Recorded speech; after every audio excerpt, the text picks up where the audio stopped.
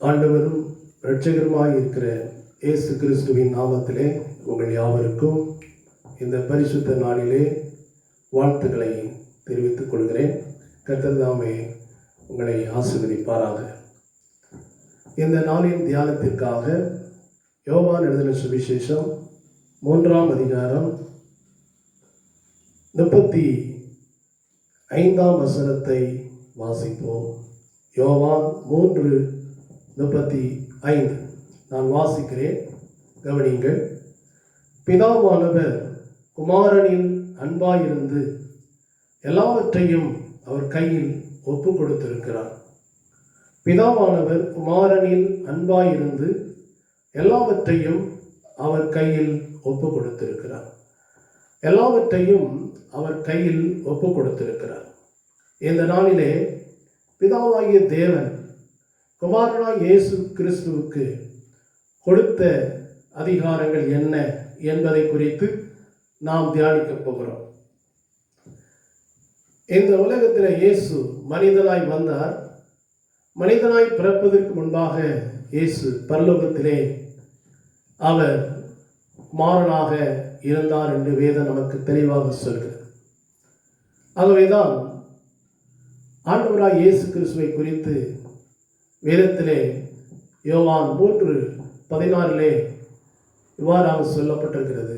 தேவன் தம்முடைய ஒரே பேரான குமாரனை விசுவாசிக்கிறவன் எவனோ அவன் கெட்டு போகாமல் நித்திய ஜீவனை அடையும்படிக்கு அவரை தந்தருளி எவ்வளவாய் உலகத்தில் அன்பு கூர்ந்தார் என்று வேதம் நமக்கு தெளிவாக சொல்லுகிறது.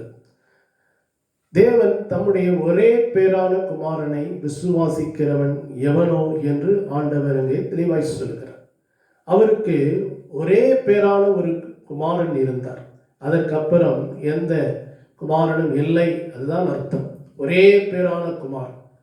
அந்த ஒரே பேரான குமாரனுக்கு பிதாவாகிய தேவன் ஒரு தகப்பனை போல அவர் இருந்து அந்த குமாரனுக்கு செய்ய வேண்டிய எல்லா காரியங்களையும் அவர் என்ன செய்தார்? அவர் ஒரு உலக பிரகாரமான தகப்பனை போல இருந்து செய்கிறார். அந்த ஒரு ஒப்புமையான காரியங்களை நாம் மனதில் வைத்து இந்த வசனங்களை நாம் தியானிக்க வேண்டும்.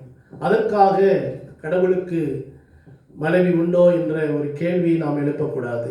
கடவுளுக்கு மனைவி தேவையில்லை.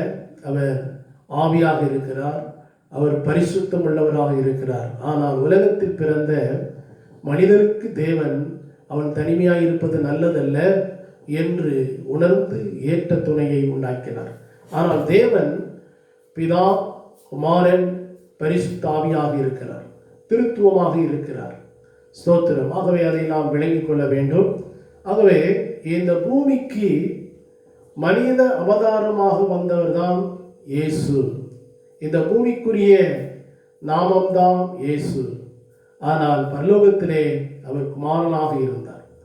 அந்த குமாரனாக இருந்த அந்த ஆண்டவருக்கு, அந்த தேவனுக்கு ஸ்தோத்திரம், சகல அதிகாரம் கொடுக்கப்பட்டிருந்தது. அதை நாம் விளங்கிக் கொள்ள வேண்டும்.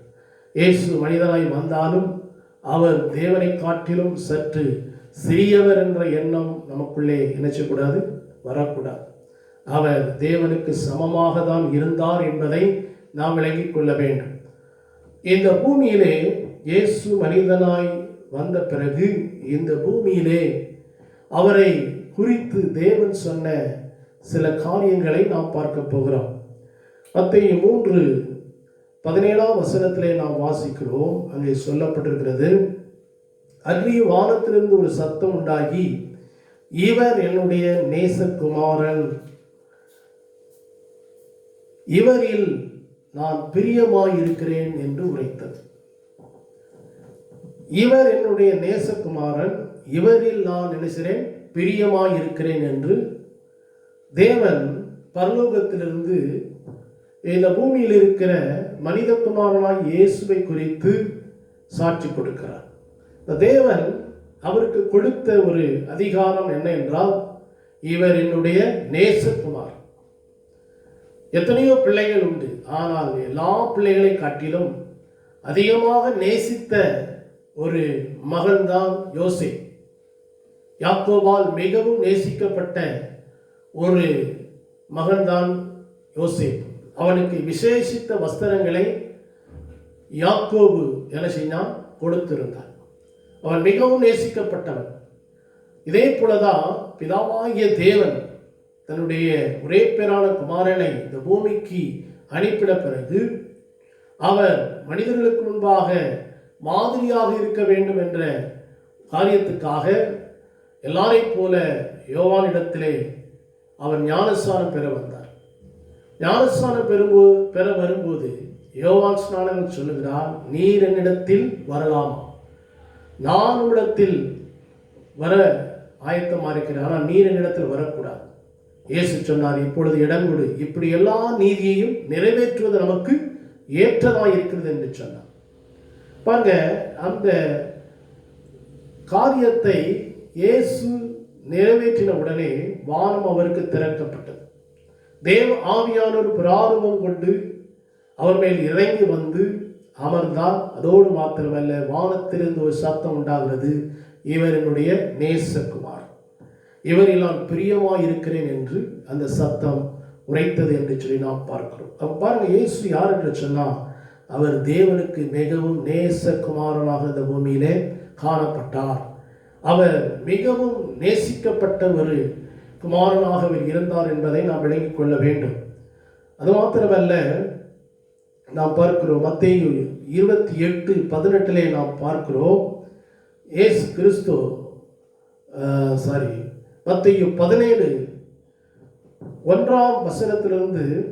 6 வரை நாம் வாசிக்கும் பொழுது அங்கே பார்க்கிறோம், 6 நாளைக்கு பின்பு இயேசு பேதுருவையும் யாக்கோபையும் அவருடைய சகோதரனாய் யோவானையும் கூட்டிக் கொண்டு தனித்திருக்கும்படி உயர்ந்த மலையின் மேல் போய் அவர்களுக்கு முன்பாக மறுரூபமானார்.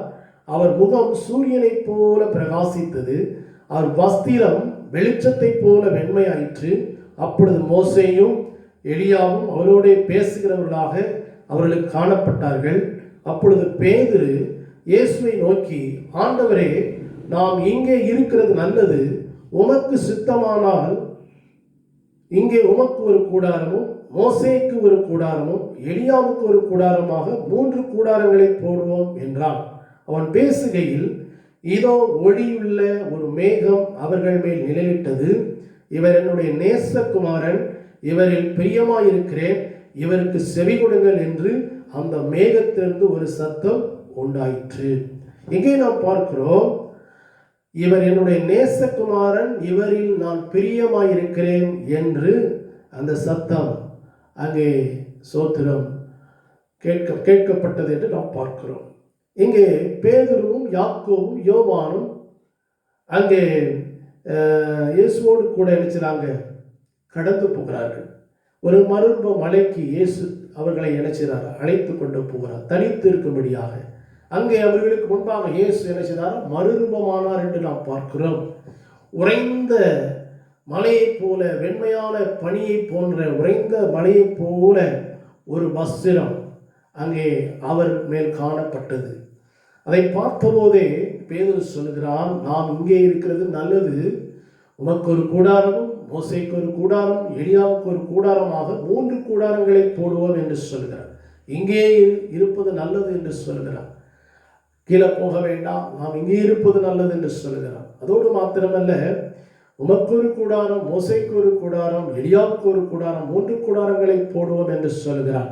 பாருங்க, இயேசுவை அந்த மோசேக்கும் அந்த எலியாவுக்கும் இணையாக அவன் சொல்லுகிறான். ஆனால் இயேசு கிறிஸ்து அந்த 2 பேருக்கும் சமமானவர் அல்ல, அதற்கு மேலே உயர்ந்த நிலைமையில் இருக்கக்கூடியவர் என்பதை நாம் விளங்கிக் கொள்ள வேண்டும். இந்த எலியாவும் அவன் சோர்ந்து போனான், இந்த மோசேயும் கர்த்தருடைய சித்தத்தை நிறைவேற்றாமல் போனான். ஆனால் இயேசுவோ இந்த உலகத்தில் இருக்கிற வரைக்கும் பிதாவின் சித்தத்தை செய்து முடித்தார் என்று சொல்லி நாம் பார்க்கிறோம். ஆகவேதான் இந்த மோசேயை காட்டிலும் இயேசு பெரியவர், இந்த எலியாவை காட்டிலும் இயேசு பெரியவர் என்பதை நாம் விளங்கிக் கொள்ள வேண்டும். ஆகவே இந்த மோசேக்கும் எலியாவுக்கும் இல்லாத ஒரு மேலான ஒரு சிலாக்கியத்தை இயேசு உடையவராக இருக்கிறார். அதனால தான் அந்த வசனம் சொல்லுகிறது, இவர் என்னுடைய நேசகுமாரன், இவரில் பிரியமாயிருக்கிறேன், இவருக்கு செவி கொடுங்கள் என்று சொல்லி ஆண்டுடைய வார்த்தை அங்கே வெளிப்பட்டது. நீங்கள் இவருக்கு செவி கொடுங்கள். மோசேயை பார்க்காதீங்க, எலியாவை பார்க்காதீங்க. அவர்கள் எல்லாரும் குறைவுள்ளவர்களாக இருந்தார்கள். ஆனால் அவர் எல்லாரை காட்டிலும் மேலானவர் இயேசு. இவர் என்னுடைய நேசகுமாரன், இவரில் நான் பிரியமாயிருக்கிறேன், ஆகவே இவருக்கு நீங்க என்ன செய்யுங்க, செவி கொடுங்க என்று சொல்லி இயேசுவை அந்த இடத்திலே பிதாவாகிய தேவன் உயர்த்தி காண்பிக்கிறார். ஆகவே இவர்தான் என்னுடைய நேசகுமாரன், இவரில் நான் பிரியமாயிருக்கிறேன், ஆகவே இவருடைய உபதேசங்களுக்கு, இவருடைய சத்தியங்களுக்கு நீங்கள் என்ன செய்யுங்க, செவி கொடுங்கள் என்பதை ஆணித்தரமாக இயேசு பிதாவாகிய தேவன் இயேசுவை அங்கே முக்கியப்படுத்துகிறார் என்பதை நாம் பார்க்கிறோம். அதனால தான் ஆண்டவர் சொல்லுகிறார், என்னை நோக்கி கர்த்தாவே கர்த்தாவே என்று சொல்லுகிறவன் அதில் பிரவேசிப்பதில்லை, பரலோகத்தில் இருக்கிற பிதாவின் சித்தத்தின்படி செய்கிறவனே பரலோகத்திலே பிரவேசிப்பான் என்று சொல்லுகிறார். இயேசு இல்லாம நான் பரலோகத்துக்கு போக முடியாது. ஆனால் பிதாவின் சித்தத்தை இந்த பூமிக்கு இயேசுதான் வெளிப்படுத்தி கொண்டார். அதனால தான் இயேசு சொன்னார், என்னை கண்டவன் பிதாவை கண்டான் என்று சொல்லி ஆண்டவர் சொல்லுகிறார். நானும் பிதாவும் ஒன்றாயிருக்கிறோம் என்று இயேசு சொல்லுகிறார். ஆகவே ஆண்டவர் இந்த பூமியில் இருக்கும்போது பிதாவை தான் வெளிப்படுத்தினார். ஆகவே இயேசு கிறிஸ்து தான் நமக்கு முக்கியமானவர். ஒரே பேரான தேவனை ஒருவனும் ஒரு காலம் கண்டதில்லை. அவருடைய மடியில் இருக்கிற ஒரே பேரான குமாரனே இந்த உலகத்துக்கு பிதாவை வெளிப்படுத்தினார் என்று யோவான் 1ஆம் அதிகாரத்திலே நாம் வாசிக்கிறோம். ஆகவே இந்த உலகத்துக்கு பிதாவை வெளிப்படுத்தினவர் ஆண்டவராய் இயேசு கிறிஸ்து. அவர்தான் பிதாவின் செல்ல குமாரனாய் இருக்கிறார், நேசகுமாரனாய் இருக்கிறார். ஆகவே அவருக்கு நாம் செவி கொடுக்க வேண்டும் என்பதை நாம் விளங்கிக் கொள்ள வேண்டும். ஸ்தோத்திரம். இயேசுவை மாத்திரம் நாம் உயர்த்த வேண்டும் என்பதை நாம் இந்த வேத பகுதியின் மூலமாக நாம் தெரிந்திருக்க வேண்டும். அதோடு மாத்திரமல்ல, இயேசு கிறிஸ்துவுக்கு பிதாவாகிய தேவன் கொடுத்த இன்னும் சில அதிகாரங்கள் என்ன என்பதை குறித்து நாம் பார்க்க போகிறோம். மத்தேயு 28:18 நாம் பார்க்கிறோம். அங்கே சொல்லப்பட்டிருக்கிறது, அப்பொழுது இயேசு சமீபத்தில் வந்து அவர்களை நோக்கி, வானத்திலும் பூமியிலும் சகல அதிகாரம் எனக்கு கொடுக்கப்பட்டிருக்கிறது என்று சொன்னார். இயேசு கிறிஸ்து வானத்திலும் பூமியிலும் சகல அதிகாரம் எனக்கு கொடுக்கப்பட்டிருக்கிறது என்று சொல்லியிருக்கிறார். இந்த உலகத்தில் யாருக்கும் இல்லாத ஸ்லாக்கியம் இயேசுக்கு கொடுக்கப்பட்டிருக்கிறது. அதை நாம் விளங்கிக் கொள்ள வேண்டும். நமக்கெல்லாம் அந்த அதிகாரம் இல்லை. சோத்திரம். தேவன் அதை இயேசு கிறிஸ்துவுக்கு தான் கொடுத்தார் முதலாவதாக. இன்றைக்கு அவரை இயேசுவை விசுவாசிக்கிற கர்த்தருடைய பிள்ளைகளுக்கு கிருபையாக சில வரங்களை, கிருபையாக சில அதிகாரங்களை என்ன கொடுக்கிறார், உண்மை.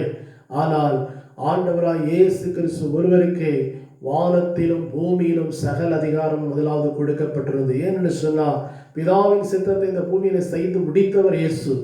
பிதா இதற்காக இந்த பூமியில இயேசுவை அனுப்பினார். அந்த காரியத்தை எல்லாம் செய்து முடித்தபடினால தான் அவர் மரித்து அடக்கம் பண்ணப்பட்டு 3ஆம் நாள் உயிரோடு எழுந்த பிறகுதான் அந்த வார்த்தையை என்ன சொல்லுகிறார். ஆகவே வானத்திலும் பூமியிலும் சகல அதிகாரம் எனக்கு கொடுக்கப்பட்டிருக்கிறது என்று சொல்லுகிறார்.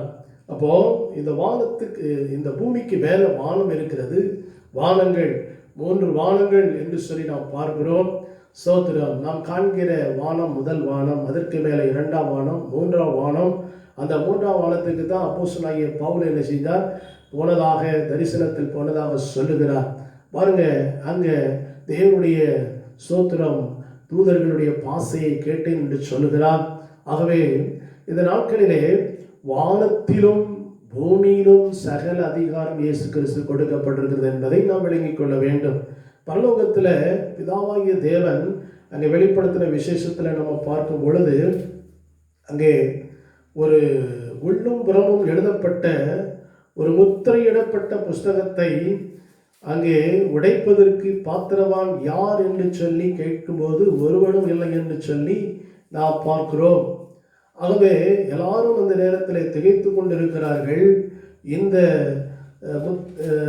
புஸ்தகத்தை சோத்திரம் உடைக்கக்கூடிய அதிகாரமுள்ள நபர்கள் யாரும் இல்லை என்று சொல்லி எல்லாரும் அங்கே அழுது கொண்டிருக்கும் போது, சோத்திரம் 5ஆம் வசனத்திலே நாம் பார்க்கிறோம். வெளிப்படுத்தல் 5ஆம் அதிகாரம் 5ஆம் வசனத்திலே நாம் பார்க்கிறோம். அப்பொழுது மூப்பர்களில் ஒருவன் என்னை நோக்கி, நீ அழ வேண்டாம், இதோ யூத கோத்திரத்து சிங்கமும் தாவீதின் வேறுமானவர் புஸ்தகத்தை திறக்கவும் அதன் 7 முத்திரைகளை உடைக்கவும் ஜெயம் கொண்டிருக்கிறார் என்றான். பாருங்க, இந்த யூத கோத்திரத்து சிங்கம் தாவீதின் வேறுமான இயேசு கிறிஸ்து தான் அந்த பரலோகத்தில் இருக்கிற அந்த புஸ்தகத்தை திறக்கவும் அதனுடைய 7 முத்திரைகளை உடைக்கவும் அவர் என்ன செஞ்சாராம்? ஜெயம் கொண்டிருக்கிறார் என்று சொல்லப்பட்டிருக்கிறது. அப்போ பாருங்க, வானத்திலும் பரலோகத்திலும் ஒரு காரியம் நடக்க வேண்டும் என்றால், ஒரு காரியம் செய்ய வேண்டும் என்று சொன்னால் அதற்குரிய அதிகாரம் அங்கே யாருக்கு கொடுக்கப்பட்டிருக்கிறது என்று சொன்னால் இயேசு கிறிஸ்துவுக்கு மாத்திரமே கொடுக்கப்பட்டிருக்கிறது. அதை நாம் விளங்கிக் கொள்ள வேண்டும். இயேசு கிறிஸ்து வானத்திலும் சகல அதிகாரம் உடையவர், இந்த பூமியிலும் அதிகாரம் உடையவர். நம்முடைய சோத்திரம், பூமிக்கு மேலே எத்தனையோ வான மண்டலங்களிலே அநேக கோள்கள் இருக்கிறது. அதோடு மேல சூரிய குடும்பங்கள், நட்சத்திர குடும்பங்கள், சந்திர குடும்பங்கள் இருக்கிறது. இவை எல்லாவற்றிலும் மனிதன் போய் நினைச்சான், அவன் கால் வைத்து அதை குறித்து ஆராய்ச்சிகளை செய்து கொண்டிருக்கிறான் என்பதை நாம் அறிந்திருக்கிறோம். ஆனாலும் இங்கேயும் ஆண்டவருடைய அதிகாரம் இருக்கிறது என்பதை நாம் விளங்கிக் கொள்ள வேண்டும். வானத்திலே போய் உன் கூட்டை கட்டினாலும் அங்கே இருந்து நான் உன்னை விழப்பண்ணுவேன் என்று ஆண்டவர் நமக்கு சொல்லியிருக்கிறார். ஆகவே இந்த உலகத்தில் மனிதன் எந்த முயற்சியில எல்லா காரியங்களையும் அவர் செய்து கொண்டிருந்தாலும் அங்கேயும் அவருடைய ஆளுகை இருக்கிறது என்பதை நாம் விளங்கிக் கொள்ள வேண்டும். ஸ்தோத்திரம். சகல அதிகாரம் உடையவர், வானத்திலும் பூமியிலும் சகல அதிகாரம் அவருக்கு கொடுக்கப்பட்டிருக்கிறது என்பதை நாம் விளங்கிக் கொள்ள வேண்டும். பூமியிலே ஆண்டவருக்கு கொடுக்கப்பட்ட அதிகாரங்கள் என்ன என்பதை குறித்து நாம் பார்ப்போமாக. பிதாவாகிய தேவன் அவர் கொடுத்த அதிகாரங்கள் என்ன என்பதை நாம் பார்ப்போம். மத்தேயு 9:6 நாம் வாசிக்கிறோம். அங்கே ஆண்டவர் மனுஷகுமாரனுக்கு பூமியிலே பாவங்களை மன்னிக்க அதிகாரம் உண்டென்பதை நீங்கள் அறிய வேண்டும் என்று சொல்லி திமிர்வாதக்காரனை பார்த்து, நீ எழுந்து உன் படுக்கையை எடுத்துக்கொண்டு உன் வீட்டுக்கு போக என்று சொல்கிறார். அங்கே பாருங்கள், திமிர்வாதக்காரன் படுத்த படுக்கையாக நினைச்சான், கிடக்கிறான். அவனை 4 பேர் தூக்கி கொண்டு வருகிறார்கள். இயேசு இருக்கிற அந்த வீட்டின் கூரையை பிரித்து இயேசு இருக்கிற அந்த அருகே அவனை இறக்குகிறார்கள். அப்பொழுது இயேசு அவனை பார்த்தவுடனே அந்த 4 பேருடைய விசுவாசத்தை பார்த்து திமிர்வாதக்காரனை பார்த்து சொல்கிறார், மகனே திடன்கொள், உன் பாவங்கள் உனக்கு மன்னிக்கப்பட்டது என்று சொல்கிறார். இந்த திமிர்வாதமாய் படுத்த படுக்கையாய் கிடக்கிற இந்த மனிதனுடைய வாழ்க்கையிலே இவன் இந்த நிலைமைக்கு ஆளானதுக்கு காரணம் என்ன என்றால், இவனுடைய பாவம் என்பதை ஆண்டவர் அறிந்திருந்தபடியால் அதனால தான் எடுத்தவுடனே சொன்னார், மகனே உன் பாவங்கள் உனக்கு மன்னிக்கப்பட்டது, ஆகவே நீ திடன்கொள் என்று சொல்லுகிறார். உடனே அங்கிருந்த வேதபாரகரில் பரிசேயர் சிலர் பாவங்களை மன்னிக்கவன் யார் என்று சொல்லி இயேசுவை குறித்து அங்கே நினைக்கிறார்கள். அவர்கள் முறுமுறுத்து கொண்டிருக்கிறார்கள். அப்பொழுது இயேசு அவருடைய இருதயங்களை அறிந்து, ஸ்தோத்திரம், அவர் சொல்லுகிறார், உங்கள் இருதயங்களில் நீங்கள் பொல்லாதவைகளை சிந்திக்கிறது என்ன என்று சொல்லுகிறார். உன் பாவங்கள் மன்னிக்கப்பட்டது என்று சொல்வதோ எழுந்து நட என்று சொல்வதோ எது எளிது? ஸ்தோத்திரம். எழுந்து நட என்று சொல்லிட்டா அவன் மறுபடியும் போய் நினைச்சுவான், அதே பாவத்தை அவன் செய்வான், மறுபடியும் அதே வியாதி வரும். ஆனால் இங்கே பாவம் உனக்கு மன்னிக்கப்பட்டது என்று சொன்னால் உடனே அவன் நினைப்பான், நான் செய்த பாவத்தினால தான் இந்த வியாதி எனக்கு வந்தது, ஆகவே இனிமேல் நான் பாவம் செய்யக்கூடாது என்ற ஒரு தீர்மானம் எடுப்பான். ஆகவே தான் அவனுடைய பாவத்தை இயேசு மன்னிக்க சித்தம் கொண்டிருந்தார். ஆகவே பாவ மன்னிப்பின் நிச்சயம் முதலாவது நமக்கு அவசியமாக இருக்கிறது. சோத்திரம். பாவ மன்னிப்பை பெறாதபடி நம்முடைய வாழ்க்கையை நாம் நடத்துவோம் என்று சொன்னால் இந்த உலகத்திலே நாம் வாழ்ந்தும் பயனற்றவர்களாக இருப்போம். ஆகவேதான் பாவ மன்னிப்பு ரொம்ப முக்கியம். இயேசு கிறிஸ்து இந்த உலகத்திலே மனிதனை அவனுடைய பாவத்திலிருந்து ரட்சிக்க வந்தார் என்பதை நாம் விளங்கிக் கொள்ள வேண்டும். பாவ மன்னிப்பின் நிச்சயத்தை நம் உள்ளத்திலே நாம் பெற்றவர்களாகவும் இருக்க வேண்டும். பாவ மன்னிப்பை பெறாதபடி நாம் உலகத்திலே வாழ்ந்து கொண்டிருப்போம் என்று சொன்னால் அதனாலே நான் அந்த பூமியிலே வாழ்ந்து ஒரு பிரயோஜனம் கிடையாது. ஸ்தோத்திரம். சங்கீதம் 32:1-2 வசனங்களை நாம் வாசிக்கும் பொழுது அங்கே சொல்லப்பட்டிருக்கிறது, எவனுடைய மீறுதல் மன்னிக்கப்பட்டதோ எவனுடைய பாவம் மூடப்பட்டதோ அவன் பாக்கியவான் என்று சொல்கிறார். அப்போ பாவ மன்னிப்பு என்பது ரொம்ப முக்கியமான ஒரு காரியம். இந்த உலகத்தில் அநேகர் பாவத்தில் வாழ்ந்து பாவத்திலே மரித்து நித்திய நரகத்திலே நினைக்கிறார்கள், அவர் கடந்து செல்கிறார். ஆனால் இயேசு கிறிஸ்து பாவிகளை ரட்சிக்க முடியாது இந்த உலகத்தில் வந்தேன் என்று சொன்னார். பாவத்திலே வாழ்கிற மனிதனுக்கு அவனுடைய பாவத்தையும் மன்னித்து அவனுடைய வாழ்க்கையில் ஒரு விடுதலையும் கொடுத்து ஆசீர்வாதத்தையும் கொடுத்து அவனை ஆசீர்வாதமாக இந்த பூமியிலே அவர் நடத்த விரும்புகிறார். அதனால தான் மகனே உன் பாவங்கள் உனக்கு மன்னிக்கப்பட்டது என்று சொல்லுகிறார். மத்தேயு 1:21 நாம் பார்க்கிறோம், இயேசு என்று பெயரிடுவாயாக என்று சொல்லி தேவதூதன் அங்கே ஸ்தோத்திரம் மரியாளுக்கும் சொன்னார், யோசேப்புக்கும் சொன்னார் என்று சொல்லி நாம் பார்க்கிறோம். இயேசு என்று சொன்னால் அர்த்தம் என்ன? இயேசு என்று சொன்னால் தமது ஜனங்களின் பாவங்களை நீக்கியவர்களை ரட்சிக்கிறவர் என்று சொல்லி அர்த்தம். அப்போ இயேசு என்று சொன்னாலே சோத்திரம் பாவங்களை மன்னித்து பாவங்களிலிருந்து ஒரு விடுதலையை கொடுத்து ஒரு மனிதனை ஆண்டவர் ஆசீர்வதிக்கிறார். அந்த இயேசு என்ற நாமத்தை சொல்லும் போதே நம்முடைய வாழ்க்கையிலே அற்புதம் நடக்கும். இயேசு என்றால் பாவங்களை மன்னிக்கிறவர், பாவங்களிலிருந்து விடுதலை கொடுக்கிறவர் என்பதை நாம் விளங்கிக் கொள்ள வேண்டும். ஸ்தோத்திரம். இன்னைக்கு அநேகர் பாவ மன்னிப்புக்காக பல புண்ணிய ஸ்தலங்களுக்கு போய் பல ஈம காரியங்களை செய்து வருகிறார்கள், பல சமய சடங்குகளை செய்து வருகிறார்கள். இவைகளினால் ஒரு மனிதனுக்கு விடுதலை கிடைத்துவிடும் என்று சொல்லி அநேகர் நினைக்கிறார்கள். அநேகர் நதிகளிலே போய் பல ஈமச் சடங்குகளை செய்கிறார்கள். அநேகர் ஸ்தோத்திரம் பல கடல்ல போய் ஈமச் சடங்குகளை செய்கிறார்கள். எங்க போனாலும் பாவ மன்னிப்பு என்பது ஆண்டவரால் மாத்திரமே நமக்கு அருளப்படுகிறது. அதை நாம் விளங்கிக் கொள்ள வேண்டும்.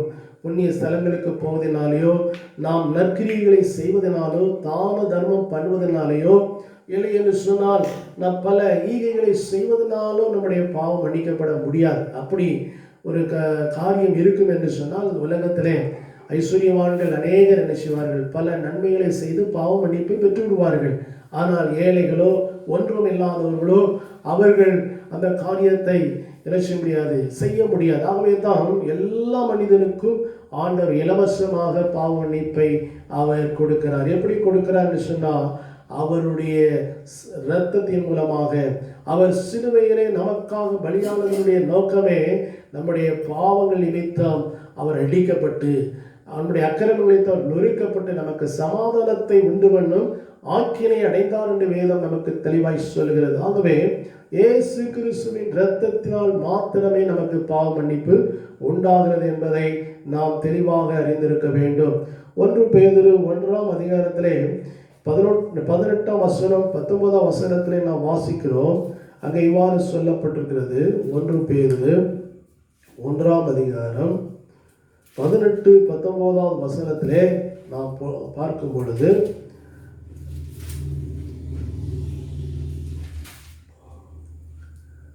உங்கள் முன்னோர்களால் பாரம்பரியமாய் நீங்கள் அனுசரித்து வந்த வீணான நடத்தை நின்று அழிவுள்ள வஸ்துகளாகிய வெள்ளினாலும் பொன்னினாலும் நீங்கள் மீட்கப்படாமல் குற்றமில்லாத மாசற்ற ஆட்டுக்குட்டியாகிய கிறிஸ்துவின் வெளியேறப்பட்ட இரத்தத்தினாலே மீட்கப்பட்டீர்கள் என்று அறிந்திருக்கிறீர்களே.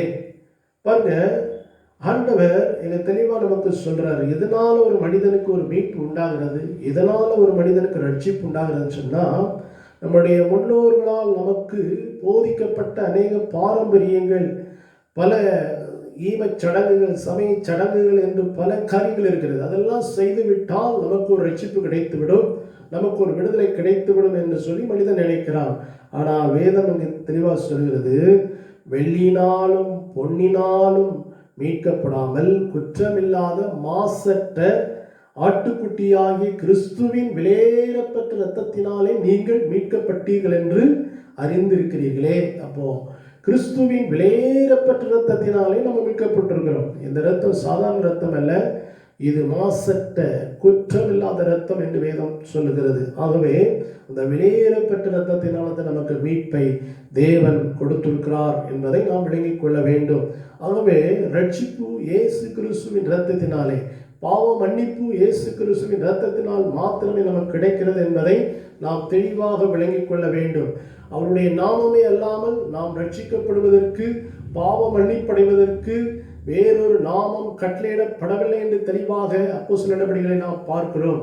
மேலே வானத்திலும் கீழே பூமியிலும் அவருடைய நாமமே அல்லாமல் நம்மை ரட்சிப்பதற்கு வேறொரு நாமம் கட்டளையிடப்படவில்லை. அப்போ இயேசு என்ற நாமம் நம்முடைய பாவங்களை மன்னிக்கும், இயேசு என்ற நாமம் நம்மை ரட்சிக்கும், இயேசு என்ற நாமம் நமக்கு அற்புதங்களை செய்யும், இயேசுவின் நாமத்தில் வல்லமை இருக்கிறது என்பதை நாம் விளங்கிக் கொள்ள வேண்டும். 1 யோவான் 1ஆம் அதிகாரம் 7ஆம் வசனம் 9ஆம் வசனத்திலே நாம் பார்க்கும் பொழுது அங்கே சொல்லப்பட்டிருக்கிறது, அவர் வழியில் நிற்கிறது போல நாமும் வழியிலே நடந்தால் ஒருவரோடு ஒருவர் ஐக்கியப்பட்டிருப்போம். அவருடைய குமாரனாகிய இயேசு கிறிஸ்துவின் இரத்தம் சகல பாவங்களை நீக்கி நம்ம என்ன செய்யணும்? சுத்திகரிக்கும். அவருடைய குமாரனாகிய இயேசு கிறிஸ்துவின் இரத்தம் சகல பாவங்களை நீக்கி நம்ம என்ன செய்யணும்? சுத்திகரிக்கும். அப்ப சகல பாவங்களை நீக்கி நம்மை சுத்திகரிக்கக்கூடிய வல்லமை இயேசு கிறிஸ்துவின் இரத்தத்துக்கு இருக்கிறது என்பதை நாம் தெளிவாக புரிந்து கொள்ள வேண்டும். இரத்தம் சிந்துதலில்லாமல் பாவ மன்னிப்பு இல்லை என்று வேதம் நமக்கு தெளிவாய் சொல்கிறது. ஆனால் யாருடைய இரத்தம்? பரிசுத்தரின் இரத்தம், இயேசு கிறிஸ்துவின் இரத்தம், குற்றமில்லாத இரத்தம். அவருடைய இரத்தத்தில் மாத்திரம் அந்த வல்லமை இருக்கிறது என்பதை நாம் விளங்கிக் கொள்ள வேண்டும். சோத்திரம் 9ஆம் வசனத்தில் பார்க்கிறோம், நம்முடைய பாவங்களை நாம் அறிக்கையிட்டால் நம்முடைய பாவங்களை நமக்கு மன்னித்து எல்லா அநியாயத்தையும் நீக்கி நம்மை சுத்திகரிப்பதற்கு அவர் உண்மையும் நீதியும் உள்ளவராய் இருக்கிறார். அப்போ நம்முடைய பாவங்களை நாம் அறிக்கையிட்டால் என்று சொல்லி வேதம் நமக்கு தெளிவாய் சொல்கிறது. நம்முடைய பாவங்களை நாம் அறிக்கையிடாத பட்சத்தில் நமக்கு அந்த மீட்பு கிடையாது. நம்முடைய பாவங்களை நாம் அறிக்கையிட வேண்டும். நீதிமொழிகள் புஸ்தகத்தில் வாசிக்கிறோம், தன் பாவங்களை மறைக்கிறவன் வாழ்வடைய மாட்டான், அவைகளை அறிக்கை செய்து விட்டு விடுகிறவனோ இரக்கம் பெறுவான். ஆகவே நாம் அறிக்கை செய்கிறதுல கவனமா இருக்கணும். அநேக பாவங்களை அறிக்கை செய்வதே கிடையாது. நான் எந்த பாவமே செய்யலை, என்னிடத்துல என்ன பாவம் இருக்கிறது என்பதை தான் அநேகர் நினைத்து கொண்டிருக்கிறார்கள். ஆனால் வேதத்தை நாம் வாசித்தால் நமக்குள் இருக்கிற அநேக பாவங்களை வேதம் நமக்கு தெளிவாக எடுத்து காட்டுகிறது. நான் யார், நான் எப்படிப்பட்டவன், நான் எந்த நிலைமையிலே வாழ்ந்து கொண்டிருக்கிறேன், என்னிடத்துல என்னென்ன காரியங்கள்லாம் இருக்கிறது என்பதை வேதம் நமக்கு தெளிவாக எடுத்து காட்டுகிறது. ஆகவே நம்முடைய பாவங்களை நாம் கண்டுபிடிக்க வேண்டும். தாவீது என்ற ஒரு பக்தன் இருந்தான். அவன் ஆண்டவரிடத்தில் ஜெபித்த போது, ஆண்டவரே, வேதனை உண்டாக்குற வழிகள் என்னிடத்தில் உண்டோ என்று பார்த்தேன், நித்திய வழியிலே நடத்தும் என்று சொல்லி அவன் ஜெபிக்கிறான். என் இருதயத்தில் அக்கிரம சிந்தை கொண்டிருந்தேனானால் தேவன் என் விண்ணப்பத்திற்கு செவிகொடார் என்று அவன் ஜெபிக்கிறான். ஆகவே இன்றைக்கு நம்முடைய வாழ்க்கையில இருதயத்தில் அக்கிரம சிந்தை குடிகொண்டிருக்குமானால் அது பாவம். நாம் ஆண்டவருக்கு பிரியமற்ற காரியங்களை நாம் செய்து கொண்டிருப்போம் என்று சொன்னால் அது பாவம். இயேசு இந்த பூமியிலே இருந்தபோது வாக்கிலும் செய்கையிலும் வல்லவராக இருந்தார் என்று சொல்லி அவரை குறித்து நாம் வேதத்தில் பார்க்கிறோம். அதோடு மாத்திரமே என்னிடத்தில் பாவம் உண்டென்று யார் என்னை குற்றப்படுத்தக்கூடும் என்று இயேசு இந்த உலகத்திலிருந்து சொன்னார். ஆகவே பாவம் இல்லாமல் பரிசுத்தமா வாழ்ந்தவர் தான் இயேசு. அவருடைய இரத்தம் மாத்திரமே நம்முடைய பாவத்தை போக்கக்கூடியதாக இருக்கிறது. இன்றைக்கு இயேசுவின் இரத்தத்தை நீங்கள் விசுவாசிப்பீர்கள் என்று சொன்னால் அவருடைய இரத்தம் உங்கள் பாவங்களை சோத்திரம் உங்களை விட்டு அகற்றி உங்களை சுத்திகரித்து உங்களை அவர் பரிசுத்தமாக்குறதற்கு வல்லமை உடையவராக இருக்கிறார். ஆகவே என்னிடத்தில் வருகிற ஒருவரை நான் புறம்பே தள்ள மாட்டேன் என்று சொன்னார். வருத்தப்பட்டு பாரம் சுமப்பவர்களே, நீங்கள் எல்லாரும் என்னிடத்தில் வாருங்கள், நான் உங்களுக்கு இளைப்பாது தருவேன் என்று இயேசு சொல்லியிருக்கிறார். ஆகவே நீங்கள் அவரிடத்தில் தாராளமாய் வரலாம். ஓ, தாகமாய் இருப்பவர்களை நீங்கள் எல்லாரும் இடத்தில் வந்து பானம் பண்ணுங்கள் என்று சொல்கிறார். அவங்க வாழ்க்கையிலே என்ன தாகத்தோடு இருக்கிறீங்க, என்ன எதிர்பார்ப்போடு இருக்கிறீங்க, ஆண்டவரிடத்தில் வந்து இயேசுவே, எனக்காக நீர் மரித்தீரே, எனக்காக உடைய ஜீவனை கொடுத்தீரே, இரத்தத்தை சிந்தினீரப்பா, இரத்தத்தால் என்னை கழுவும், என் பாவங்களை மன்னியும், என்னை பரிசுத்தமாக்கும் என்று சொல்லி நீங்கள் ஜெபிப்பீர்கள் என்று சொன்னால் இயேசு உங்கள் பாவங்களை மன்னித்து உங்களை சுத்திகரிப்பதற்கு அவர் உண்மையும் நீதியும் உள்ளவராக இருக்கிறார். பிதாவாகிய தேவன் குமாரனாகிய இயேசு கிறிஸ்துவுக்கு பாவங்களை மன்னிக்கக்கூடிய அதிகாரத்தை கொடுத்தார். இந்த பூமியில உங்கள் பாவங்களையும் என்னுடைய பாவங்களையும் மன்னிக்கக்கூடிய ஒரே சக்தி ஆண்டவராகிய இயேசு கிறிஸ்துவுக்கு மாத்திரம் கொடுக்கப்பட்டிருக்கிறது என்பதை நீங்கள் விளங்கிக் கொள்ள வேண்டும். ஆகவே இயேசுவே வழி, இயேசுவே சத்தியம், இயேசுவே ஜீவனாக இருக்கிறார். அவரை நாம் விசுவாசிப்போமாக. இரண்டாவதாக நாம் பார்க்கிறோம், ஸ்தோத்திரம், இயேசு கிறிஸ்துவுக்கு எதன் மீது அதிகாரம் இருக்கிறது அப்படின்னு சொன்னா வியாதிகள் மீது அதிகாரம் இருக்கிறது. ஸ்தோத்திரம். மத்தேயு 15ஆம் அதிகாரம் 30ஆம் வசனத்திலே நாம் பார்க்கிறோம். மத்தேயு 15:30 நாம் பார்க்கிறோம். அங்கே சொல்லப்பட்டிருக்கிறது,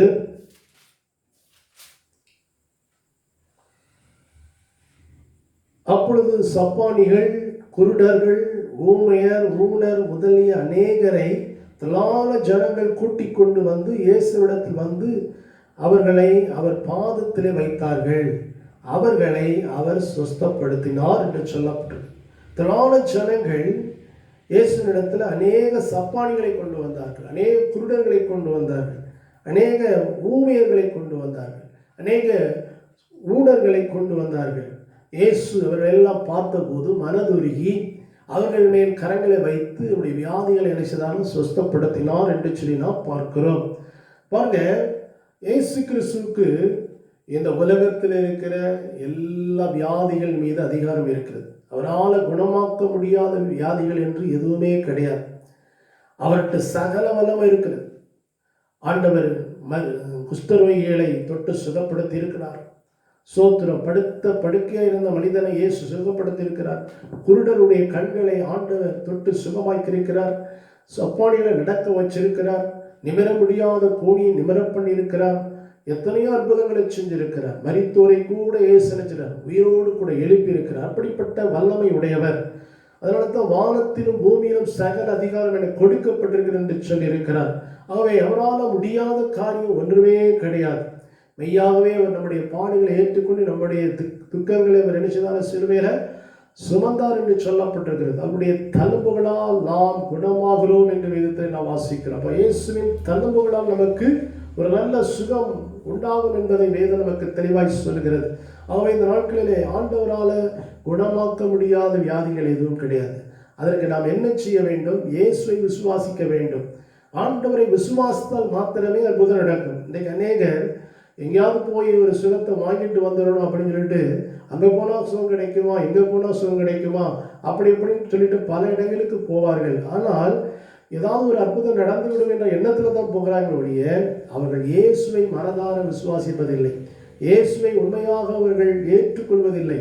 ஏதோ இந்த இடத்துக்கு போன ஒரு அற்புதம் நடக்க 4 பேர் சொன்னாங்க, அதனால அற்புதம் நடந்துடும் என்ற எண்ணத்தோடு தான் வராங்க ஒழிய இயேசுவினால் என்னுடைய வியாதியை குணமாக்க முடியும், இயேசுவினால் என்னுடைய பிரச்சனை தீரும் என்ற விசுவாசம் அவர்களுக்குள்ள வரவில்லை. அதனால தான் அநேகருக்கு அற்புதங்கள் நடக்காமல் இருக்கிறது. இங்கே ஆண்டவர் மத்தேயு 9ஆம் அதிகாரத்திலே 27-28 வசனத்திலே ஒரு சம்பவத்தை அங்கே ஆண்டவர் சொல்லுகிறார். இயேசு அவிடம் விட்டு போகையில் 2 குருடர் அவர் பின்னே சென்று, தாவீதின் குமாரனை எங்களுக்கு இரங்கும் என்று கூப்பிட்டார்கள். அவர் வீட்டிற்கு வந்த பின்பு அந்த குருடர் அவரிடத்தில் வந்தார்கள். இயேசு அவர்களை நோக்கி, இதை செய்ய எனக்கு வல்லமை உண்டென்று விசுவாசிக்கிறீர்களா என்று கேட்டார். அதற்கு அவர்கள், ஆம் விசுவாசிக்கிறோம் ஆண்டவரே என்றார்கள். பாருங்க, இயேசு கிறிஸ்துவை பின்தொடர்ந்து வந்த 2 குருடர்கள் அவர்கள் எப்படியாகிலும் இயேசுவிடத்தில் ஒரு அற்புதத்தை பெற்றுக்கொள்ள வேண்டும் என்ற எண்ணத்தோடு பின்தொடர்ந்து வருகிறார்கள். இயேசு ஒரு வீட்டுக்குள்ள புகுந்தவுடனே இயேசு அவர்களை பார்த்து கேட்கிறார், இதை செய்ய எனக்கு வல்லமை உண்டென்று நீங்கள் விசுவாசிக்கிறீர்களா, நீங்கள் நம்புகிறீர்களா என்று இயேசு அவர்களை பார்த்து கேட்கிறார். உடனே அவர்கள் சொன்னார், நாம் விசுவாசிக்கிறோம் ஆண்டவரே என்று சொன்னார். பாருங்க, ஆண்டவரால் முடியாத காரியம் எதுவுமே கிடையாது என்ற விசுவாசம் ஆணித்தரமாக நமக்கு வர வேண்டும். என் இயேசுவால குணமாக்க முடியாத வியாதிகள் எதுவுமே இல்லை என்ற எண்ணம் நமக்குள் இருக்க வேண்டும். இயேசு கிறிஸ்து எனக்காக சிலுவையில் மரித்தார், எனக்காக அவர் சிலுவையில் அறையப்பட்டார், எனக்காக என்னுடைய பாவத்திற்காக அவர் ரத்தம் சிந்தினார் என்ற உள்ளூர் விசுவாசம் ஒரு மனிதனுக்குள் வரும்போது அந்த மனிதன் ஆண்டவரை நோக்கி உண்மையாய் கூப்பிடுவான் என்று சொன்னால் நிச்சயமாகவே அவன் எப்பேற்பட்ட வியாதிஸ்தனாக இருந்தாலும் இயேசு அவனுக்கு அற்புதம் செய்வார் என்பதில் சந்தேகமே இல்லை. ஆகவே நம்முடைய ஆண்டவர் அவர் வியாதிகள் மீது வல்லமை உடையவராய் இருக்கிறார். சகல வியாதிகளையும் குணமாக்கி நம்மை ஆசீர்வதிக்க நம்முடைய ஆண்டவர் போதுமானவராய் இருக்கிறார். அடுத்தபடியாக சோத்திரம், ஆண்டவருக்கு பிதாவாகிய தேவன் கொடுத்த அதிகாரம் என்ன அப்படின்னு சொன்னா, பிசாசுகள் மீது தேவன் அவருக்கு அதிகாரம் கொடுத்தார். லூக்கா எழுதின சுவிசேஷம் 4ஆம் அதிகாரத்திலே நாம் பார்க்கிறோம். லூக்கா 4:36 வசனத்திலே நாம் பார்க்கிறோம். எல்லோரும் ஆச்சரியப்பட்டு, இது என்ன வார்த்தையோ, அதிகாரத்தோடும் வல்லமையோடும் அசுத்த ஆவிகளுக்கும் கட்டளையிடுகிறார், அவைகள் புறப்பட்டு போகிறதே என்று ஒருவரோடொருவர் பேசிக்கொண்டார்கள். பாருங்க, எல்லாரும் ஆச்சரியப்படுறாங்க. அநேக பிசாசுகளை ஆண்டவர் அதட்டி நினைச்சாரு, துரத்துகிறார். இதெல்லாம் பார்த்த உடனே ஜனங்கள் எல்லாரும், என்ன இது ஒரு புதுவிதமான காரியமாக இருக்கிறதே, என்ன இது வார்த்தையோ, அதிகாரத்தோடும் வல்லமையோடு அசுத்தாவிகளுக்கு இவர் நினைச்சாரு கட்டளையிடுகிறாரே, அவைகளும் புறப்பட்டு போகிறது என்று சொல்லி அவர்கள் பேசிக்கொள்கிறார்கள். பாருங்க, ஆண்டவர் தம்முடைய வார்த்தையினாலே பிசாசுகளை அதட்டினார். சோத்திரம். இங்கே ஜெபாலயத்திலே அசுத்தாவி பிடித்த ஒரு மனிதன் இருந்தான். இத்தனை வருஷமா அவன் ஜெபாலயத்தில் வந்துட்டு இருக்கான். ஒரு நாள் கூட அந்த அசுத்தாவி வெளிப்படலை. ஆனால் அன்றைக்கு அந்த அசுத்தாவி அவனிடத்திலிருந்து வெளிப்பட்டது. அந்த அசுத்தாவி வெளிப்பட்டு சொல்கிறது, நசரேயனாகிய இயேசுவே, எங்களுக்கும் உமக்கும் என்ன? எங்களை கெடுக்கவோ வந்தீர்? உம்மை இன்னார் என்று அறிவேன். நீ தேவனுடைய பரிசுத்தர் என்று உரத்த சத்தமிட்டான் என்று சொல்லப்பட்டிருக்கு. பாருங்க, தேவனுடைய பரிசுத்தர் என்று உரத்த சத்தமிட்டான். பிசாசு இயேசுவை பரிசுத்தர் என்பதை அவன் ஒப்புக்கொண்டான். ஆனால் அதற்காக இயேசு அவரிடத்தில் இருக்க அனுமதிக்கல. நீ உடனே புறப்பட்டு போ, பேசாமல் இவனை விட்டு புறப்பட்டு போ என்று சொல்லி அந்த பிசாசு அதட்டினார்.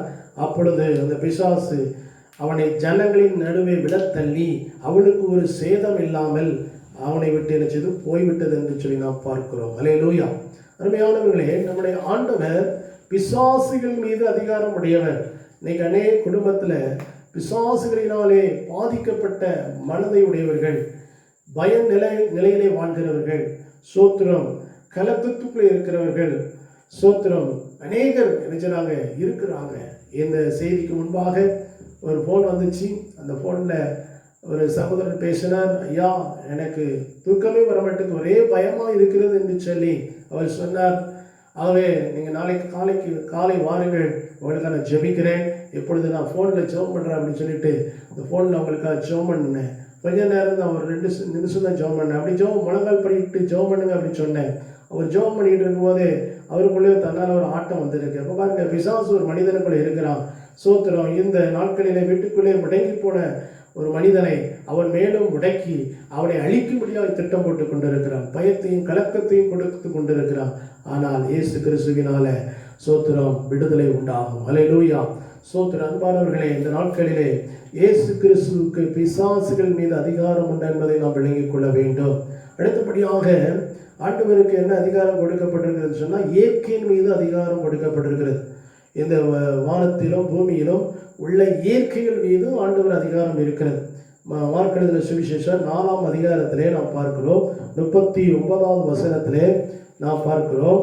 அங்கே இயேசு தன்னுடைய சீசர்களை கூப்பிட்டு கொண்டு அக்கறைக்கு போவோம் வாருங்கள் என்று அவர்களை அழைத்து போகிறார். அப்படி போய்கொண்டிருக்கும் போது இயேசு கப்பலின் பின்னணியத்திலே அவர் என்ன செஞ்சாராம், நித்திரையாக இருந்தார் என்று சொல்லி நாம் பார்க்கிறோம். அந்த வேளையிலே ஸ்தோத்திரம், அந்த திடீரென்று பலத்த சுழற்காற்று நினைச்சது உண்டாகி படகு நிரம்பத்தக்கதாக அலைகள் அதன் மேல் என்ன செய்து மோதிட்டு. இதை பார்த்த உடனே சீசர்களுக்குள்ளே ஒரே பயம், கலக்கம். ஐயோ, இயேசு தூங்கிட்டு இருக்கிறாரு, நம்ம இந்த படகை ஓட்டி கொண்டு இருக்கிறோம், இது இப்படி போனால் என்னச்சியும் இந்த கடலுக்குள்ள முங்கிவிடும், இந்த காற்று வந்து நம்மளை தடுக்கிறது என்று சொல்லி பயந்து அலறி இயேசு எழுப்பினார்கள். உடனே அவர் எழுந்து 39வது வசனத்திலே பார்க்கிறோம். அவர் எழுந்து காற்றை அதட்டி கடலை பார்த்து இறையாதே அமைதலாயிரு என்றார்.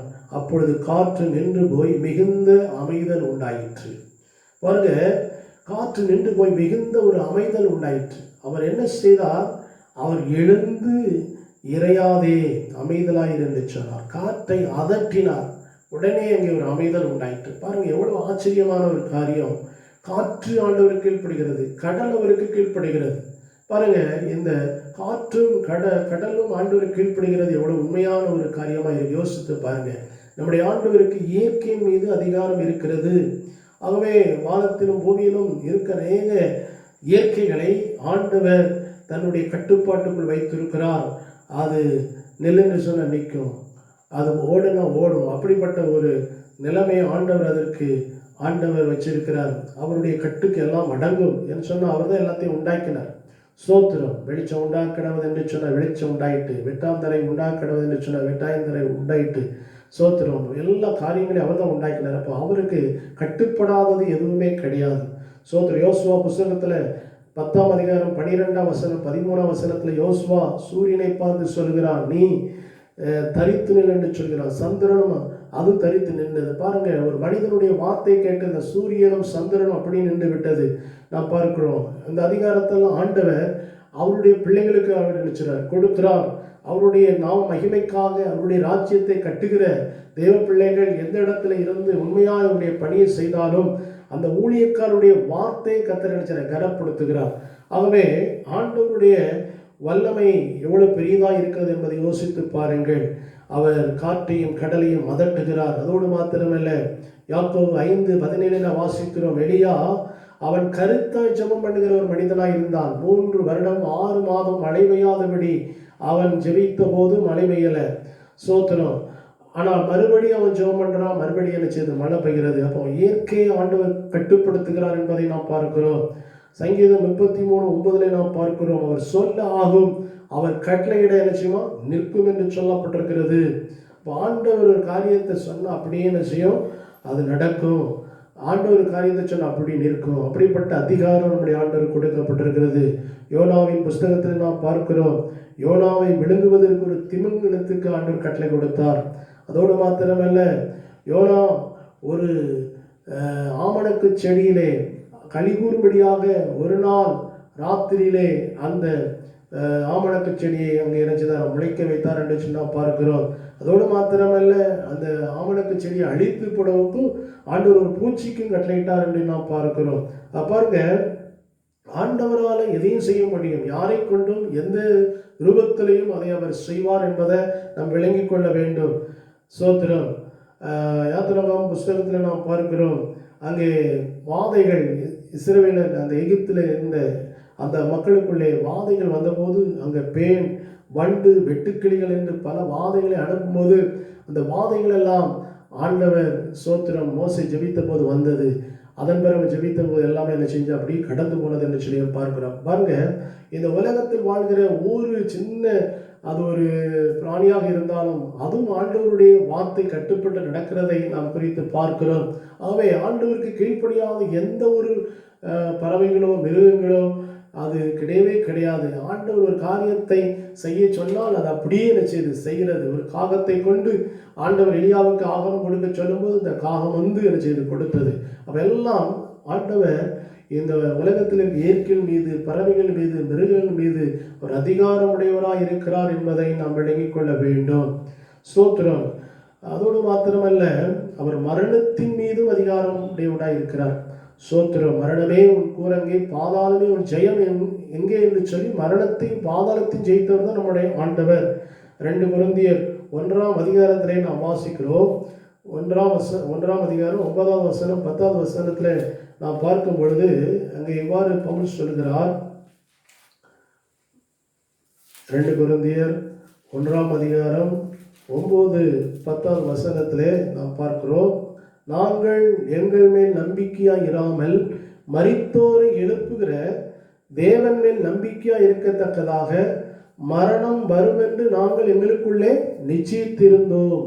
அப்படிப்பட்ட மரணத்தினின்றும் எங்களை தப்புவித்தார், இப்பொழுதும் தப்புவிக்கிறார், இன்னும் தப்புவிப்பார் என்று அவரை நம்பி இருக்கிறோம் என்று சொல்லி இங்கே அப்போஸ்தலனாகிய பவுல் சொல்கிறார் என்பதை நாம் பார்க்கிறோம். பாருங்க, நாங்கள் எங்கள் மேல் நம்பிக்கையாய் இராமல் மரித்தோரை எழுப்புகிற தேவன் மேல் நம்பிக்கையாய் இருக்கத்தக்கதாக மரணம் வரும் என்று நாங்கள் நிச்சயித்திருந்தோம். ஆனாலும் அப்படிப்பட்ட மரணத்திலிருந்து எங்களை நிச்சயித்தார், எங்கள் இயேசு தப்புவித்தார் என்று தைரியமாய் சொல்கிறார். இப்பொழுது எங்களை தப்புவிக்கிறார், இனியும் எங்களை தப்புவிப்பார், ஆகவே நாங்கள் அவரே நம்பியிருக்கிறோம் என்று அப்போஸ்தலனாகிய பவுல் உறுதியாக சொல்கிறார். அவருக்கு ஒரு விசுவாசம் இருந்தது. அதனால தான் சொல்ல, நான் விசுவாசிக்கிறவன் இன்னார் என்று அறிவேன் என்று சொல்லுகிறார். அருமையான தேவ பிள்ளைகளை, இன்றைக்கு உங்கள் வாழ்க்கையில தேவன் மேல ஒரு முழு விசுவாசம் இருக்க வேண்டும், முழு நம்பிக்கை இருக்க வேண்டும். அவருடைய சித்தம் இல்லாமல் வாழ்க்கையில ஒன்று நடக்காது. அவர் என்னை எதற்காக தெரிந்து கொண்டாரோ அந்த நோக்கம் என் வாழ்க்கையில நிறைவேறும். ஆகவே அவருக்காக நான் காத்திருப்பேன், அவரிடத்தில் என் நம்பிக்கையை நான் வைப்பேன் என்ற முழு உத்தரவாதத்தோடு ஆண்டுடைய சமூகத்தில் நாம் காத்திருப்போம் என்று சொன்னால், நமக்கு விரோதமாக பல மரண கட்டுகள் வரலாம், மரண கண்ணிகள் வரலாம், திகில்கள் வரலாம், பயங்கள் வரலாம், கலக்கங்கள் வரலாம், பிசாசு பலவிதமான காரியங்களை கொடுத்து நம்மை சோதிக்கலாம். ஆனாலும் நம்மை ரட்சிக்க வல்லமை உடையவர் நம்முடைய ஆண்டவராய் இயேசு கிறிஸ்து. ஆகவே அவரை நாம் முற்றிலும் சார்ந்திருப்போம். நிச்சயமாய் கர்த்தர் நமக்காக பெரிய காரியங்களை செய்வார். ஆகவே எபிரேயர் 2:14 15 நாம் வாசிக்கும் பொழுது அங்கே எவ்வாறு வசனம் சொல்கிறது? எபிரேயர் நிருபத்திலே 2ஆம் அதிகாரம் 14-15 அங்கே வாசிக்கிறோம். என்ன சொல்லப்படுது சொன்னால், ஆதலால் பிள்ளைகள் மாம்சத்தையும் இரத்தத்தையும் உடையவர்களாய் இருக்க அவரும் அவர்களைப் போல மாம்சத்தையும் இரத்தத்தையும் உடையவரானார். மரணத்துக்கு அதிகாரியாகிய பிசாசானவனை தமது மரணத்தினாலே என்ன செஞ்சாராம்? அழிக்கும்படிக்கும் ஜீவகாலம் எல்லாம் மரண பயத்தினாலே அடிமைத்தனத்திற்கு உள்ளானவர்கள் யாவரையும் விடுதலை பண்ணும்படிக்கும் அப்படி ஆனார்.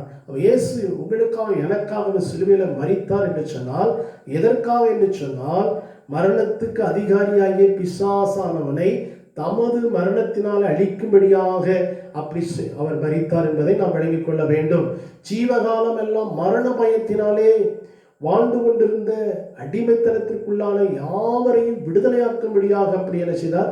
அவர் ஆனார் என்று வேதம் சொல்கிறது. ஆகவே அருமையான தேவ பிள்ளைகளே, மரண கட்டுகளின் வழியாக, மரணத்தின் பாதைகளின் வழியாக, பயத்தின் பாதையின் வழியாக, ஒரு அடிமைத்தனத்தில் ஐயோ எனக்கு மரணம் வந்துருமோ, எனக்கு இப்படி வந்துருமோ, எந்த வியாதி வந்துருமோ, அந்த வியாதி வந்துருமோ, இந்த கொரோனா வைரஸ் என்னை தாக்கி விடுமோ, எனக்கு இந்த காய்ச்சல் வந்துருமோ என்று பயந்து அலறிக்கொண்டு குழப்பத்தோடு வாழ்ந்து கொண்டிருக்கிற ஒரு சூழ்நிலை நீங்கள் போய் கொண்டிருக்கலாம்.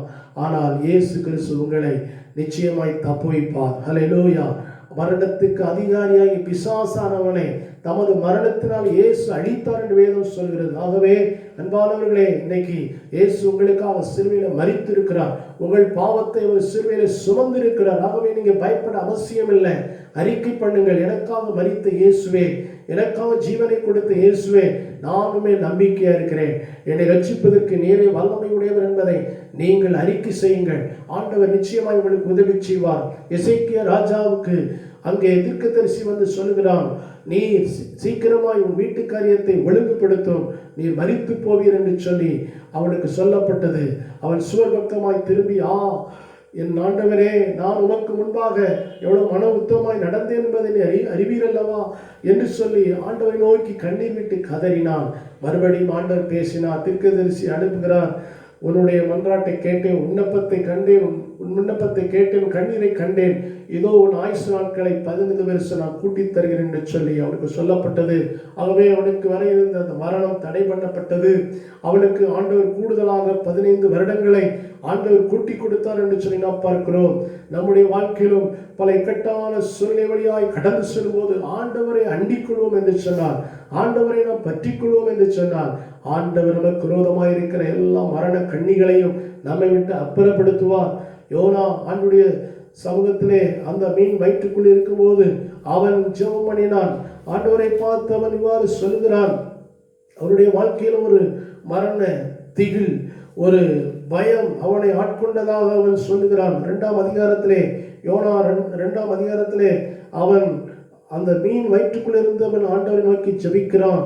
என் நெருக்கத்தில் நான் கர்த்தரை நோக்கி கூப்பிட்டேன், அவர் எனக்கு உத்தரவு அருளினார். நான் பாதாளத்தின் வயிற்றிலிருந்து கூக்குரலிட்டேன், நீர் என் சத்தத்தை கேட்டீர். சமுத்திரத்தின் நடுமையமாகிய ஆழத்திலே நீர் என்னை தள்ளிவிட்டீர். நீரோட்டம் என்னை சூழ்ந்து கொண்டது, உம்முடைய வெள்ளங்களும் அலைகளும் எல்லாம் என்மேல் புரண்டது. நான் உமது கண்களுக்கு எதிரே இராதபடி தள்ளப்பட்டேன். ஆகிலும் இன்னும் உம்முடைய பரிசுத்த ஆலயத்தை நோக்குவேன் என்றேன். தண்ணீர்கள் பிராணபரியந்தம் என்னை நெருக்கினது, ஆழி என்னை சூழ்ந்தது, கடற்பாசி என் தலையை சுற்றி கொண்டது. பர்வதங்களின் அடிவாரங்கள் பரியந்தம் இறங்கினேன். பூமியின் தாழ்பால்கள் என்றென்றைக்கும் என்னை அடைக்கிறதா இருந்தது. ஆனாலும் என் தேவனாய கர்த்தாவே, நீர் என் பிராணனை அழிவுக்கு தப்புவித்தீர். என் ஆத்துமா என்னில் தோய்ந்து போகையில் கர்த்தரை நினைத்தேன். அப்பொழுது என் விண்ணப்பம் ஒரு பரிசுத்த ஆலயத்திலே உடத்தில் வந்து சேர்ந்தது என்று அவன் சொல்கிறான். பாருங்க, அவன் கடலின் ஆழத்துக்குள்ளே கடந்து போனான். அதோடு மாத்திரமல்ல, ஆழி என்னை சூழ்ந்தது, என் தலையை கடற்பாசி சூழ்ந்து கொண்டது, பர்வதங்களின் அடிவாரங்கள் பரியந்தம் இறங்கினேன், பூமியின் தாழ்பால்கள் என்றென்றைக்கும் என்னை அடைக்கிறதா இருந்தது. பாருங்க, அவனுக்குள்ள தண்ணீருக்குள்ள ஆழத்துக்குள்ள போய்கொண்டிருக்கும் போது அவனுக்குள்ள அப்படிப்பட்ட பல நினைவுகள், எண்ணங்கள். இதோடு என் வாழ்க்கை முடிந்து போய்விட்டது, இனிமேல் எனக்கு ஒண்ணுமே கிடையாது, நான் கர்த்தருடைய சித்தத்தை மீறி போனதுனால எனக்கு இந்த ஆபத்து என்று சொல்லி உணர்ந்து உன்னுடைய ஆத்மா அவனுக்குள்ளே தோய்ந்து போய் அப்படியெல்லாம் முடிந்து விட்டது என்று நினைத்து கொண்டிருக்கும் போதுதான் கர்த்தரை நான் நினைத்தேன், ஆண்டவரே என்று சொல்லி அவன் கூப்பிட்ட போது ஆண்டவர் அவனுக்கு இறங்கினார். ஆகவே அன்பான தெய்வ பிள்ளைகளே, யோனாவுக்கு இறங்கின அதே தேவன் இன்றைக்கும் ஜீவிக்கிறார். உங்கள் வாழ்க்கையில் நீங்களும் அப்படிப்பட்ட ஒரு சூழ்நிலை வழியாக நீங்கள் எங்கு போகிறோம், என்ன நடக்கிறது என்று விளங்கிக் கொள்ள முடியாத நிலைமையிலே உங்கள் வாழ்க்கையிலே போய்கொண்டிருந்தால் யோனாவை போல் ஆண்டுடைய சமூகத்தில் ஜெபியுங்கள். ஆண்டவர் நிச்சயமாய் உங்களுக்கு இறங்குவார். மரித்த லாசருக்கு இறங்கின அதே ஆண்டவர் இன்றைக்கும் ஜீவித்துக் கொண்டிருக்கிறார். 4 நாள் ஆன அந்த சோதர கல்லறைக்கு இயேசு போய் லாசருவே வெளியே வா என்று உரத்த சத்தமிட்டு கூப்பிட்டார். அப்பொழுது லாசரு கட்டப்பட்ட சிலைகளுடனே கல்லறை விட்டு வெளியே வந்தார் என்று சொல்லி நாம் பார்க்கிறோம். 4 நாளான அந்த சரீரம் சோத்திரம் அழுகி நாருமே என்று சொல்லி நினைத்துக் கொண்டிருந்த அந்த சரீரம் இப்பொழுது அங்கே உயிரோடு வந்து அந்த லாசர் நிற்கிறதை பார்த்து எல்லாரும் ஆச்சரியப்பட்டார்கள். அன்பானவர்களை, இன்றைக்கும் நம்முடைய ஆண்டவர் நாம் நினைப்பதற்கும் நாம் கிரகித்துக் கொள்ளக்கூடாத பெரிய காரியங்களை ஆண்டவர் நமக்கு செய்கிறார். ஆகவே விசுவாசிப்போம். கர்த்தர் நமக்காக யாவையும் செய்து முடிப்பார்.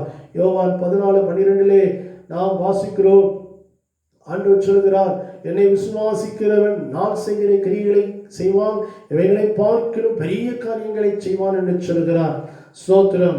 ஆமென். ஹல்லேலூயா. அதோடு மாத்திரமல்ல, மத்தேயு 10:1 சொல்கிறார், ஸ்தோத்திரம், இயேசு தம்முடைய சீசர்களுக்கு அவர் அதிகாரம் கொடுத்தார் என்று சொல்லி பார்க்கிறோம்.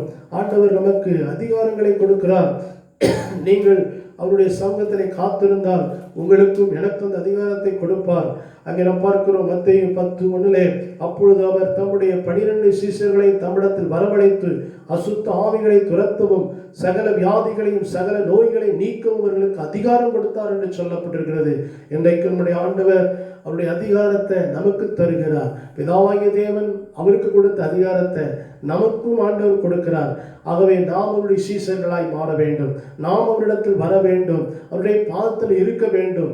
இருந்து நாம் கற்றுக்கொள்ள வேண்டும். அப்பொழுது ஆண்டவருடைய அந்த வரங்கள் அந்த அதிகாரங்கள் நமக்கு என்ன செய்யும், செயல்படும் என்பதில் சந்தேகம் இல்லை. நாமும் பெரிய காரியங்களை இயேசுவை போல செய்ய அழைக்கப்பட்டிருக்கிறோம் என்பதை நாம் விளங்கிக் கொள்ள வேண்டும். ஹல்லேலூயா. ஆண்டவருடைய நாம் மகிமைப்படுவதா. கடைசியாக ஒரு வார்த்தையை சொல்லி முடிக்க விரும்புகிறேன். ஸ்தோத்திரம்.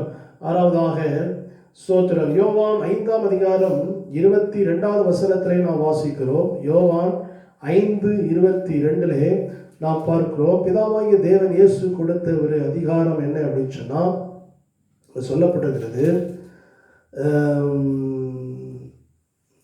யோவான் 5:22,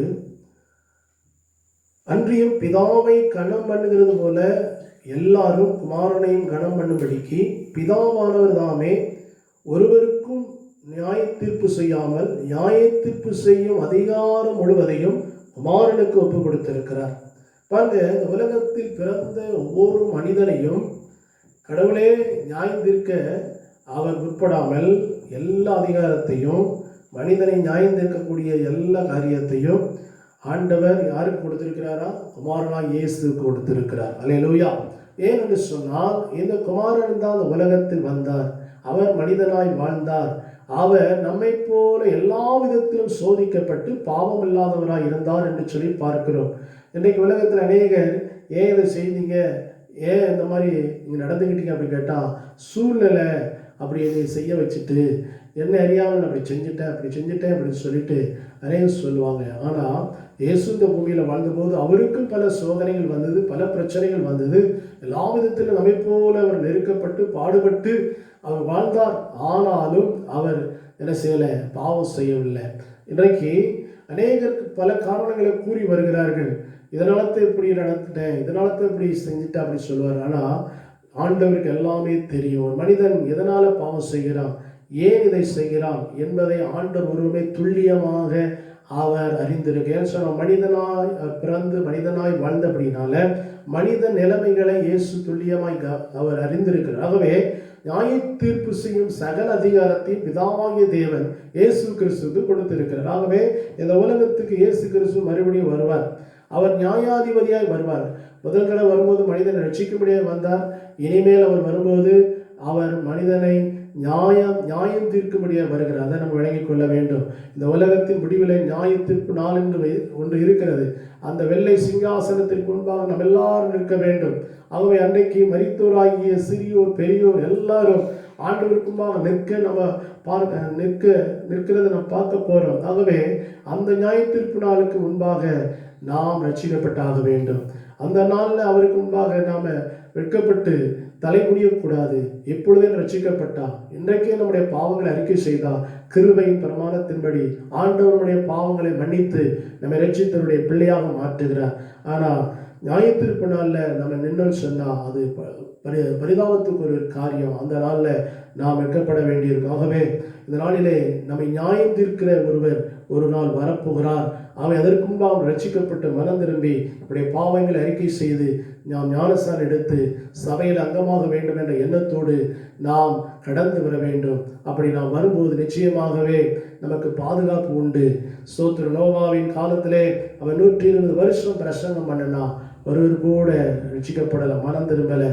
ஆனால் இறுதியிலே அவனையும் அவனுடைய குடும்பத்தையும் ஆண்டவர் என்ன செய்தார்? அந்த பேழைக்குள் வைத்து கதவை பூட்டி விட்டார்.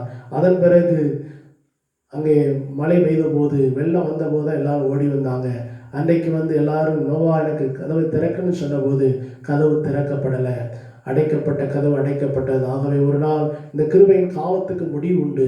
அதன் பிறகு உலகத்துக்கு நியாயத்தீர்ப்பு இருக்கிறது. இந்த நியாயத்தீர்ப்பு நாளிலே இந்த உலகத்தில் பிறந்த ஒவ்வொரு மனிதனும் ஆண்டவருக்கு முன்பாக நிற்க வேண்டும்.